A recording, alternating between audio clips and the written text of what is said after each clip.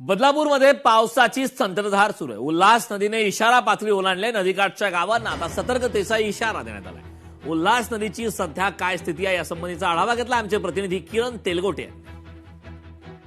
गेल्या 4 दिवसांपासून कर्जत शहरामध्ये मोठ्या प्रमाणामध्ये मुसळधार पाऊस जो आहे तो बरसत आहे। आपण जर पाहायला गेलं तर बदलापूरची ही उल्हास नदी आहे आणि या उल्हास नदीने काल आपण जर लोकशाहीच्या माध्यमातून आपण प्रेक्षकांना दाखवलं होतं की इशारा पातळी ती ओलांडली होती आणि आता जर आपण पाहायला गेलं तर धोक्याची पातळी जी आहे ते म्हणजे ओलांडण्याच्या उंबरठ्यावरती आपल्याला ही जी उल्हास नदी आहे ती पाहायला मिळते। दुथडी भरून ही उल्हास नदी जी आहे ती वाहत आहे। प्रशासनाकडून देखील सूचना ज्या आहेत त्या देण्यात येत आहेत। आवश्यकता असेल तरच घराबाहेर पडावे अशा प्रकारच्या सूचना ज्या आहेत त्या देखील नागरिकांना ज्या आहेत ते देण्यात येत आहेत। आणि आपण जर पाहायला गेलं तर अशाच पद्धतीने हा जर पाऊस जो असेल अशाच पद्धतीने जर कोसळत राहिला बरसत राहिला तर हे नदी जी आहे ती धोक्याची पातळी जी आहे ती ओलांडण्याची शक्यता आहे ती व्यक्त केली जात आहे। त्यामुळे नागरिकांनी आता सतर्क राहण्याच्या सूचना देखील प्रशासनाकडून देण्यात येत आहेत। किरण तेलगोटे, लोकशाही मराठी, बदलापूर।